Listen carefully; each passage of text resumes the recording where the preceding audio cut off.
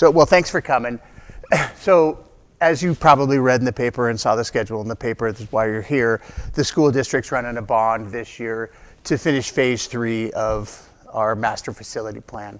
So we can start with the why behind kind of how we ended up where we're at with this vote. So really our enrollment has been on a pretty significant trajectory over the course of, this goes back to fiscal year 19, but if we even go back, I started here in fiscal year 16, and the high school itself had 60 students, and the K-12 overall had 305 students. And our last official count, we were at 445, I think, or right around 445, including the pre-K program that we brought on. Our high school currently sits at 118. Next year, 126. The following year, we're projecting it'll be about 138. And if we project at 2.5%, which we've been growing at more than 2.5%, or right at about 2.5% on average over the course of the last decade and a little bit, we predict we're going to be just right around 500 in fiscal year 30, which would make it 7 years from now, 6 school years, 6 fiscal years, 7 school years. So the process that we went through, this all started back in 2019.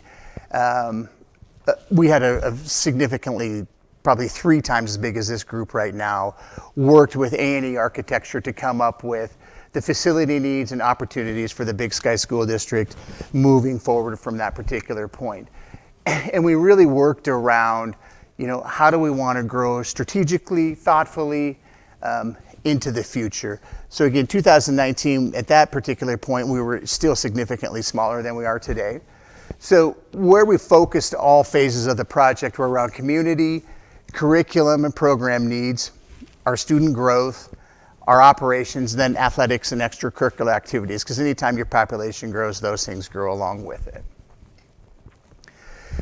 And the goals were, so you can see as we phased this out, we had 5 distinct goals and where those phases came into play for each and every goal that we had for was anybody in here on that? Were you, Matt? You were, weren't you? So, programming, that was certainly always first and foremost on the committee's mind and on the board's mind at that time. And that was to give some space for CTE, career and technical education. That's what you see being built right now off of 191. So that was exclusively phase 2. That's phase 2 in its entirety. Community access and adult education spaces, tech arts, culinary, athletic, and music. So our spaces are open to anybody who wants to use them. They just have to follow a small process, and you can use our facility for nearly anything you would like. Student growth for 10 plus years. That's phases 1, 2, and 3. Space needs for a Class B transition. I'm going to talk about this in a little bit in more detail. But so our high school has now moved from the smallest classification in the state of Montana, which is Class C, to Class B, which is the second smallest. So all of our sports, other than soccer and now baseball, will compete at the Class B level. And so this year, for example, we had a game in Townsend. They seat maybe 1,100. I have the exact number later, maybe 800, and the gym was full. It was full. We've been playing a home and away with them now. Last year we had a home game here against Townsend. Our gym was full. They send that many people in, and they had a substandard season. But growing up in Montana, I know what these small towns do when their teams are having some success. They go to away games. That's what they do on Friday night. And then in community engagement, so walking track, we're going to have walking inside and out. The project proposes an indoor walking track. We've redone the parking and site circulation. That's all part of this current phase 2. And additional access for community. Our current facilities are in use, if you count the school day, nearly 18 hours a day, 16 hours a day. And walking, so we currently have the all-weather track set up for public walking. We have all the liability insurance, everything. We're just trying to sort out access from some kind of a code perspective like the doors have. So once that's in place, then we'll be hosting public walking hours for anybody who wants to use the track whenever they want to use it during those hours. So phase 3 is really focused around the athletic facility, and this is the footprint of that facility. So here's a good example. This is a home game against West Yellowstone this year, and this might have even been last year's, but we were full. Our current gym is 365 capacity, and that's probably pushing it a little bit. And this is, for example, Manhattan Christian Gym, which has a capacity of 1,500. That's just one side. And when we play Manhattan Christian, they're also Class C. Their fans start sitting about here and go all the way to down here. So this is representative of the schools that we're moving into conference play, so to speak, with. Townsend, they have 200 students in their school. Their gym capacity is 1,135. Whitehall, 135 students, gym capacity of 800. Red Lodge, they've just recently moved to A, but for comparison's sake, 190, 2,000. Big Timber is also in our district, 160, their gym seats 950. Three Forks has 200 students, their gym sits 1,200. And Three Forks is a perpetual state champion, perpetually in the playoffs. I bet they sell that out every Friday night. Class B schools in our division, they're going to send 200 to 300 fans on the road. And it's also going to provide us the ability to host a tournament. So right now, in the last 7 years, Manhattan Christian, I would say, I don't know, Al, you can correct me or help out, has hosted probably 5 of the last 7 district volleyball and basketball tournaments. So that's where, a lot of teams are going to come together, and really it could be a pretty big boost to the local economy with all these teams coming here to play basketball or volleyball or anything else. But we don't have the ability to do that currently. That's exclusively high school. Yep. So that's a great question, Miss Nell. So the number to move from Class C to Class B is 100. That number goes up to 275, I want to say. So any school that has between 100 and 275 students ends up in this classification. Now, you'll also notice all of these schools I listed, not only are they in our division, they're also in Southeast Montana to some extent. The only other schools we could add to this list, we can add Ennis. They just moved up. They're proposing a new gym for their campus as well. And Drummond, because all of the growth right now in Montana is happening in the southeast. Southwest. No, southeast. Somebody should have corrected me, like southeast Montana.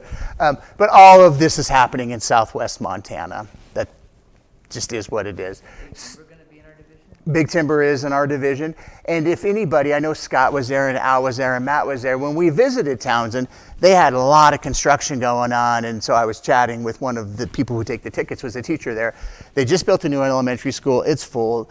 They just finished a wing on their high school. It's full. And they're going right now, as we are, to build for more expansion into their high school. And the use of the facilities, like I said, our facilities are in use every night of the week and a lot on the weekends too. The weekends is mainly pickleball, but we have community basketball. Our kids play basketball. Our kids have volleyball, soccer. We've just brought on baseball as a school sport. That's inside. Track is inside. So, if we were to look at our facilities right now, both facilities after school are busy until, people were just leaving from practice when I got here at 6. So after that transition, then we have community groups moving into the school. This is a rendering. So the project is proposed for up here above the current gym, and we'll have a tie-in to the current gym, and enter at ground level. Excuse me, what do you mean that we connected? Yes. And so this is the roof line of the current gym. So it'll be, the profile is much, much lower. It's going to go in the ground. And you'll see from the next pictures that are inside. So this is the walking track. And one thing that was really important for the board that we talked extensively about with the designers was to come up with a way where if, I'm not going to get, Miss Kendrick wanted to come walking, she could come down at 10 o'clock in the morning, have a separate access to the walking track, and be able to walk and not have access to any students where there's some students in here, but just be able to walk. That was really, really important, and they've designed it in that fashion. Dustin, do you know how much lower the floor is below the outside grade? That's what you said, right? Yeah, so this is the outside grade right here. It's going to be flat walking in. Yeah. And then, well, you'll see again, we can go back to the floor plan too, but the locker rooms are along the sides here. And then, set of stairs. But again, all able to secure. So really, if you came in to walk during the day and students were present, you would be able to essentially do nothing but walk. Just another vantage point. And this would be kind of like I don't know if you would call it a fame area. We're not so famous yet, but this would be places where you would have your trophy cases and displays, documenting the history and the culture and the accomplishments of your students and student athletes. And this is, a permanent concessions area. And so this is just kind of the whole of the campus once everything's finished. This was phase 1. This is phase 2. This is kind of reflective of the traffic pattern. This is going to be parking, and then the phase 3 right here. So the next question always, because what is this going to cost? So the cost for phase 3 is $19.85 million. Then the next question always is, well, what does that mean for me as a taxpayer? Where's that money going to come from? What does this mean in reality? So the estimated increase for homeowners, and the next slide is going to show kind of the school district's footprint of taxes across the whole tax base. So if you have a taxable market home value, again, taxable value is different than market value. If you think your house is worth $5 million, that's not necessarily true from a tax standpoint. That increase is going to be $15.40 a month.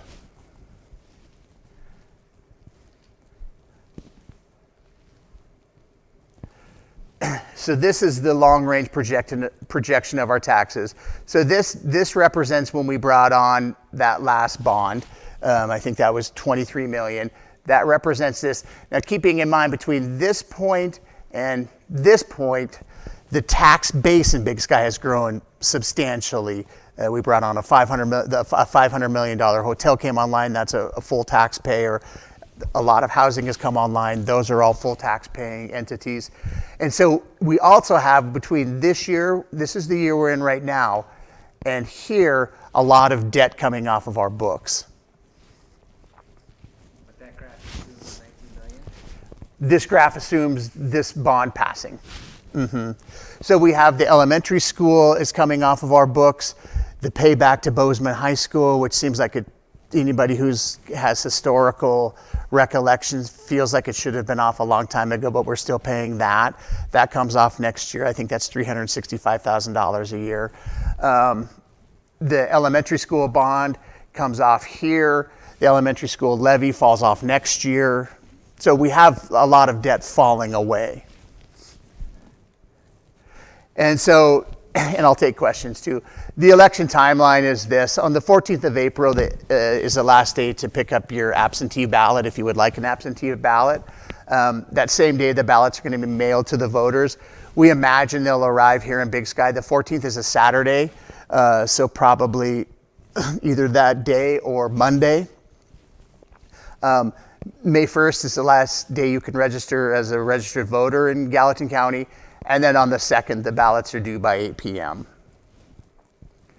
And I would take any questions. Sure. I forgot your name. I'm sorry. We met about 4 years ago in your office. I'm Doug Black. Yeah. And I've seen you in some recent meetings too. Yeah. Hi, Mr. Black. 4 years. Yeah. It was in reference to the buses. Sure. I'm here as a property owner, and since 2014,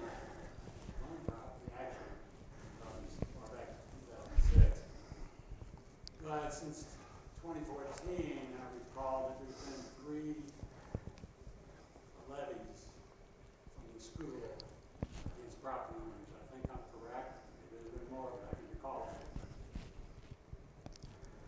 Why is the district continually coming back to property owners for more and more and more money? Because it's becoming tiring. Are there other resources? Is the resort tax an option to pull funds in? Is going hand in cap to Yellowstone Club for donations, which they've made in the past, an option? Is the lottery fund an option? I'm just throwing things out off the top of my head. My point is, property owners are getting tired. I have no objection to the project. It looks great. I think it's a wonderful thing. My objection is where you're going to get the money from. And quite frankly, I'm going to vote against it because I'm tired of continually having people come to me asking me for money for the school. Are there other options, or is the bond issue the only option? I mean, in the state of Montana, as with any state, and when you're talking about a public school, that's generally the responsibility. Responsibility might be the wrong word, but it's up to the voters of that school district to approve or deny whether the school district will be able to take that money and expand. Certainly there are other options in Big Sky, just like there might be some other options in other communities. I don't think there are options to go to for a $20 million ask and get approved in Big Sky. I mean, maybe to some of the members of the Yellowstone Club, but the Yellowstone Club as an entity and as the foundation, I don't think has that kind of money, but I could be wrong. That said, I will carry on to say those entities are quite supportive of the school in different projects, including the Big Sky Area Resort Tax. But when we get to facilities and things like that, I mean, the tax base is, that's where facility money comes from. Okay, that leads up to my next question. Who will the ballots go out to? Do you know? Registered voters, Well, I know registered voters strictly in the school district. district. That's where they go. The school district boundary, because it's a school district election. So, What is that boundary? Like, so our boundary to the, I mean, I don't know the directions, but the boundary towards the park is the park, right? That small piece of the park that starts there. But we're also obligated. There are 2 residences in there that come to our school. The boundary up mountain is Madison County. The boundary down canyon is about the rafting company. No, way down, flats.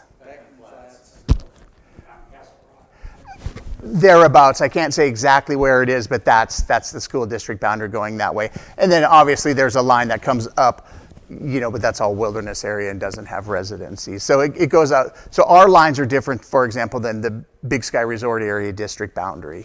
Some of us have been curious why these ballots seem to go out in the off-season. So many voters gone. That you should take up, Mr. Black, with Gallatin County because we are not in charge of the elections. That's strictly just the city. Because all of us that lived here any length of time, and I can recite about 5 voting. Believe me, we would if we want. So we have 2 options. We can run when the county runs an election, or we can run a special election, which would obviously cost us more money. So every time we've ever asked for money, at least in 8 years, or gone to the voters to ask for dollars, has been during the regular election timeline of this. So, for example, if we wanted to run a special election just for this, we would still have 2 trustee positions on the ballot in May. I'm with you. I would rather not have it during the off season. Well, it's not representative because, and some of us have already talked about this. So you should talk to the Gallatin County. Because Yep, they're not us. always voting it when so many of those of us who vote are not here. Either they've gone to their second home, which is a very popular time to go to their second homes, and we all know that the vast majority of people who live here live other places. Yeah, I would love for you to get that changed. I would say most of Gallatin County administrators and Helena higher ups don't think about second homeowners when they put policy together. Well, you're probably right. And this is a unique area.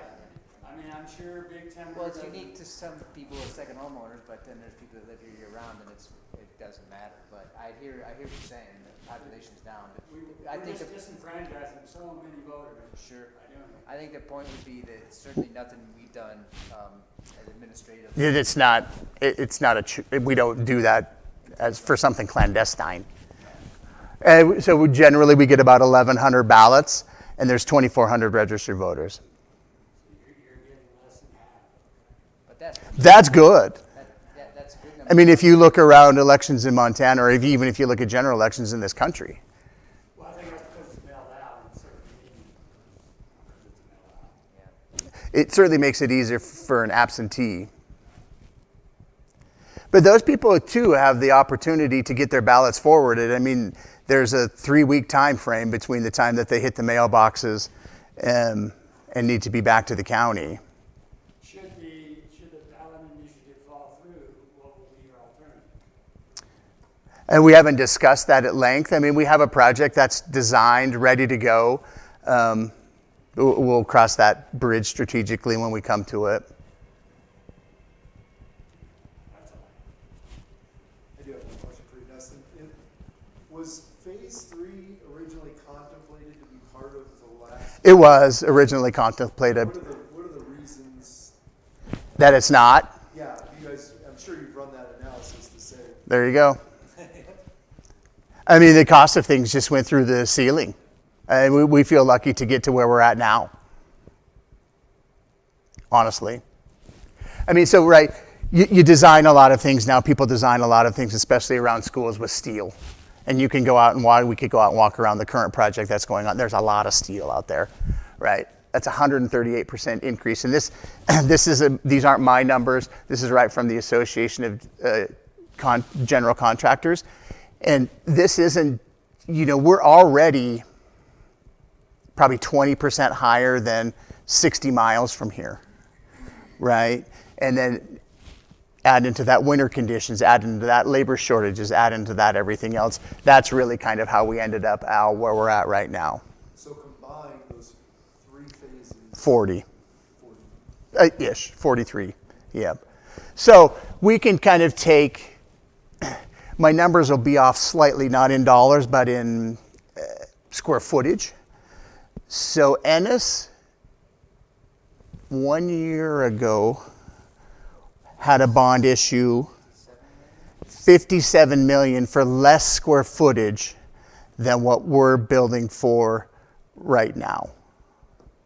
Than what we're going to, as a package, would end up at 40. And like the field, you would think, oh, well, that's relatively cheap. It's some dirt. That's very expensive square footage. And then again, right, you hit a time where all factories, everything shut down, and that just kind of left us where we were. And I imagine your 57 million, they had something for a field as well. So 2, probably yeah. They had a football and a baseball.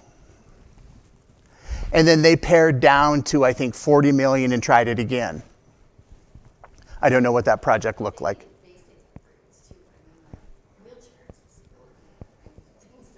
Yeah, they had a lot of work to go on in our school. The trustees had a joint board meeting with their trustees. They took us on a tour and showed us all of their plans for the school. And again, it was needed things. But we had the board had very spirited dialogue around this kind of stuff. And about, is it prudent to ask in this particular time? So, may I ask, for all school districts, these bond issues are just for their school districts. When Bozeman built a new high school, that was just that school. Just that high school district, yes. So if Gallatin Gateway needed more space, the bond building that's They had a bond issue 2 elections ago. in the past. No, they historically struggled. they have historically struggled. 11 million. Montfort has had a bond of probably 3 million plus on every ballot, at least every other ballot for the last 10 years. And now they're trying to buy 20 acres somewhere. So yeah, I mean, if we look back at this particular graph, so this would represent price per 100,000. So like to your point, Mr. Black, things did, especially since 2017, things did go down, and we will experience another downward turn in at least the school district's footprint, right? So we can only look at your tax bill what the school district's footprint is, not, because there's a lot of, I noticed my own taxes, not just from the school district, have gone up substantially. I'm a homeowner as well. But there's a lot of other taxes on there that go up too, and I get it, not tax exhaustion, but you had another word, but fatigue. And, prior to the 2019 vote, I want to say it was fiscal year 13 when the bond for the elementary passed, and that was $10 million, $10.8 million for the new building over there. That building today, well, Three Forks wants to build a new elementary school, is $22 million. Is there anything in the current building fund for expanding classrooms at this point? Squeeze a little more juice out of that. Are there any funds that the school has budgeted for currently that would cover a need for more classroom expansion? Like to add on additional classrooms? Well, so we're going to get, with the current facility, we're going to be opening 4 additional classrooms at the middle and high school. I mean, the short answer to that is no, because we're not running at or quite near capacity at the elementary at this point. I don't know if you can answer this, but I've always been curious. With the state lottery money, which is quite a substantial amount of money, how is that allocated out to the schools? Or what is it allocated to the schools for? So that was 1991 that the Montana got a state lottery, and it got in at this, like 2 years later, I want to say that the gambling came in where you could put money into a machine. And in both instances, and it's not just something that's ever happened in Montana, it's happened in other states, right? The syntax, so to speak, is always sold that it's going to support the schools. If we were to go to the state budget and look at where the money is allocated from and where that revenue comes from, very little of that lottery money has ever hit the school stream. In other words, they rate it for other things. I don't know what they do with it, but you could speak at the legislature in that vernacular. But the one thing that we do know about funding in the state of Montana is, and I don't want to get too far in the weeds, but we get a lump sum of money per student. Very little of that can go towards facilities other than general maintenance and upkeep. And then there's other ways that we can access dollars for those things. But as what we do know is about 85% of what we pay as residents of Big Sky in income tax goes to Helena, I guess, gets shuffled around, and we get about 85% of that back in school funding. Does that make sense? I mean, an example of this kind of situation schools are in, special education is supposed to be funded by federal promise at 100%. It's currently funded at about 50, and about 18 of that comes from the state of Montana.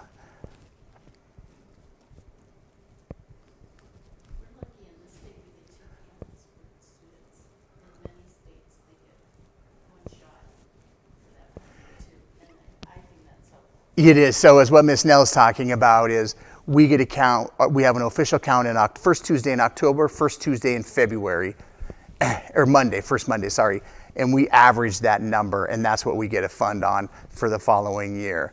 So I mean, we didn't really experience it, but certain school districts certainly did experience it going into the fall of 2020, because you get your funding from the previous year, and all of a sudden, sitting in your parking lot when you show up to school the first day are 70 new kids.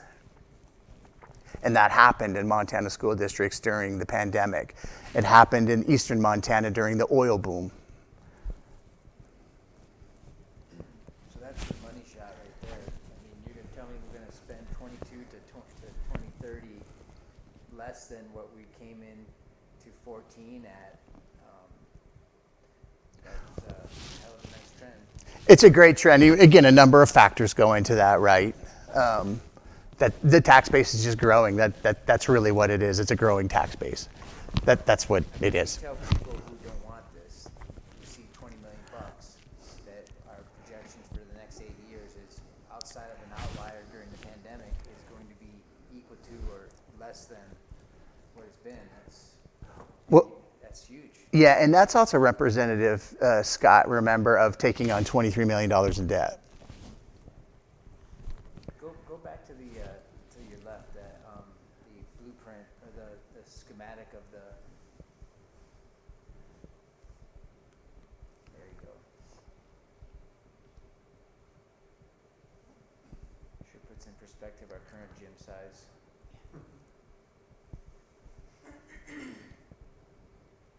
And with fold-up capacity, here and here, or capabilities, with fold-up capabilities, 3 gyms. yeah, you could have middle school, high school, and some of our students. I mean, I have a student who attempts to achieve really high academically.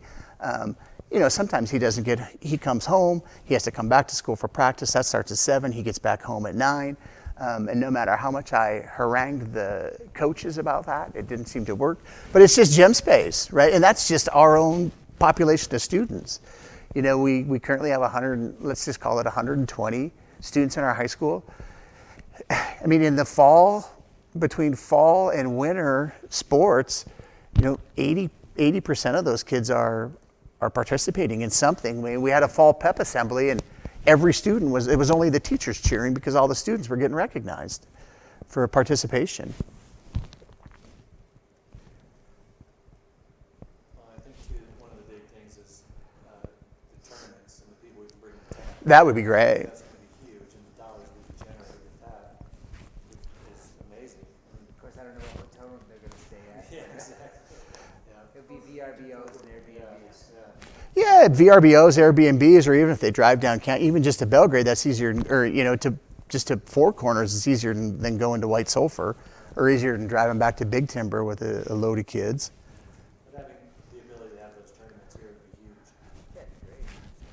That's a big deal. The other thing that I experience is, valid point, bringing people in, that's great for our town. But right now, we don't have this. I'm transporting my child into Bozeman to play sports, because there's no room. There's just no space. She can't play soccer, she's gotta go to Bozeman. So it's Bozeman for dinners, Bozeman for hotels, Bozeman for Airbnbs, constantly going to Bozeman. Multiple sports, soccer, volleyball, it's just. Right. It's constantly having to leave because we just There's no space. space. Yeah, and we've been approached in the past about, we'd like to start a little club volleyball team here in Big Sky, like a more competitive team that plays around the state. Fine, but you can't practice till 8. And while it's a hassle to get, Sophie to Bozeman, still, even if practice starts at 6, you're home at a reasonable hour. Well, right now we're combining our practices as basketball-wise. We don't have the ability to let our JV practice at a separate time, Which would really be key. having those challenges. Yeah. That would be much like our school is focused on individual involvement with students. We don't have that luxury. Well, just come down at 4 o'clock and see the track kids jumping hurdles in the hallway. Sharing with baseball. Because sharing with baseball. The golf kids, chipping off of the carpet. Do you find that that's a question? When families are coming to look at Big Sky, do you find that that's a question?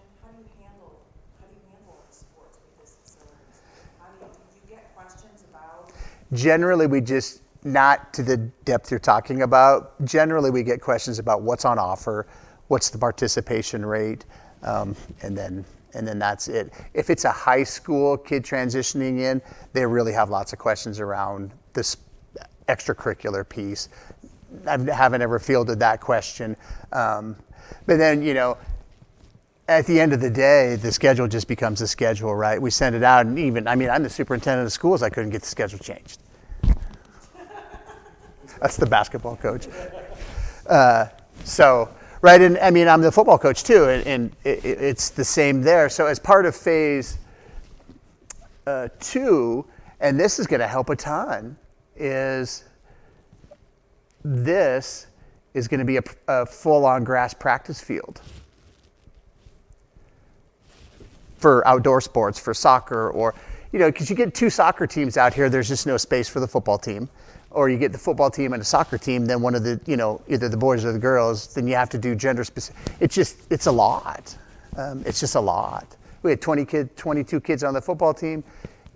Soccer each had probably 40, 35, or let's say 25. That's 70 kids. Volleyball team had another 30, 40. All of a sudden, that's a lot going on. Not to mention then the middle school kids wanted to play, they want to play volleyball too. And basketball and football and all these other things. And then, community soccer, they're already asking for field space and happy to give it to them, which first of all, it needs to thaw. And then, happy to give it to you, but it's going to be tight. With track, baseball, spring football starting.